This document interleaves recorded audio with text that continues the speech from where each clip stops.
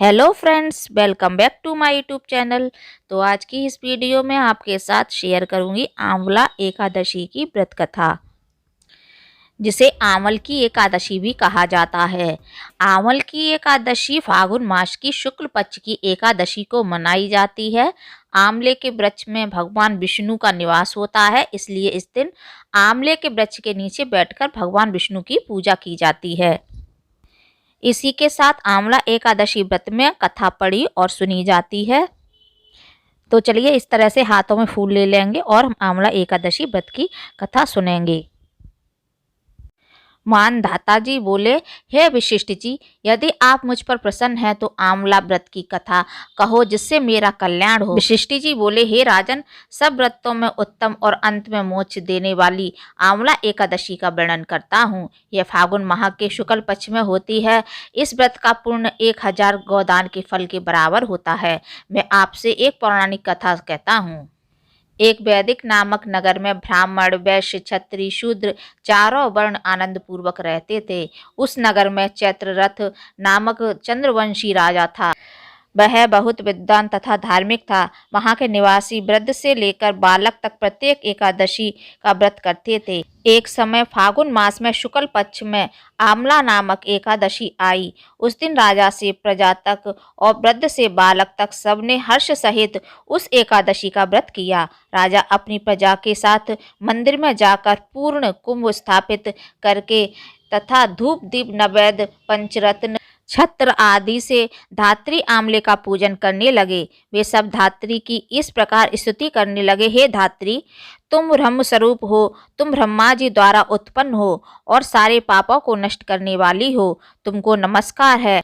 अब तुम आग्रह स्वीकार करो। तुम श्री रामचंद्र जी द्वारा सम्मानित हो। मैं आपकी प्रार्थना करता हूँ, मेरे समस्त पापों को हरण करो। उस देवालय में रात्रि को सबने जागरण किया। रात्रि के समय उस जगह एक बहेलिया आया। वह महापापी तथा दुराचारी था। वह भूखा प्यासा था। वह उस जगह विष्णु भगवान की कथा एकादशी महात्म्य को सुनने लगा। बहेलिया ने उस रात्रि को अन्य लोगों के साथ जागकर व्यतीत की। प्रातःकाल होते ही सभी लोग अपने अपने घर गए। कुछ समय बीतने के पश्चात उस बहेलिया की मृत्यु हो गई। उस आमला एकादशी के व्रत तथा जागरण के प्रभाव से उसने राजा विदुरथ के घर जन्म लिया। उसका नाम वसुरथ रखा गया। बड़ा होने पर वह चतुरंगिणी सेना के सहित तथा धन धान्य से युक्त होकर 10 सहस्त्र ग्रामों का पालन करने लगा। वह तेज में सूर्य के, कांति में चंद्रमा के, वीरता में विष्णु भगवान के और क्षमा में पृथ्वी के समान था। वह अत्यंत धार्मिक, सत्यवादी, कर्मवीर और विष्णु भक्त था। वह सदैव यज्ञ किया करता था। एक दिन वह राजा शिकार खेलने के लिए गया। देवयोग से वह राजा रास्ता भूल गया। तब वह उसी वन में एक वृक्ष के नीचे सो गया। उसी समय पहाड़ी मलेच्छ वहां आए और राजा को अकेला देखकर उस पर मारो मारो का शब्द करके टूट पड़े।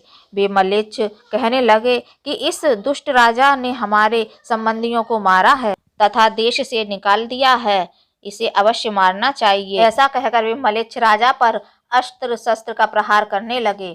उनके अस्त्र शस्त्र राजा के शरीर पर गिरते ही नष्ट हो जाते और उसको पुष्पों के समान प्रतीत होते।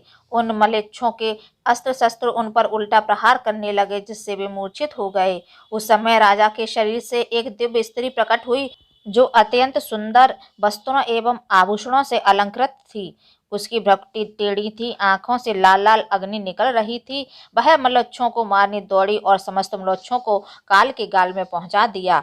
अब राजा जब जगा तब इन मल्लोच्छों को मरा हुआ देखकर सोचने लगा कि इन शत्रुओं को किसने मारा है। जब राजा ऐसा विचार कर रहा था तभी आकाशवाणी हुई और कहने लगी, हे राजन, इस संसार में तुम्हारी विष्णु भगवान के अतिरिक्त कौन रक्षा कर सकता है।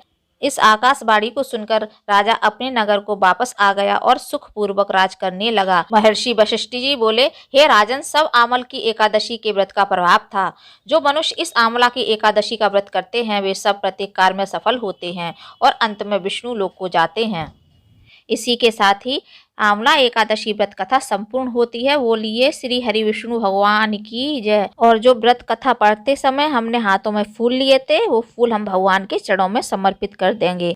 तो आज के लिए बस इतना ही। यदि आपको वीडियो पसंद आया हो तो वीडियो को ज़्यादा से ज़्यादा शेयर कीजिएगा, लाइक कीजिएगा एंड सब्सक्राइब कीजिएगा, जिससे हमारे आने वाली लेटेस्ट वीडियो की नोटिफिकेशन आपको समय से मिल सके। तो फिर मिलते हैं नेक्स्ट वीडियो में। जय हरिदास। राधे राधे।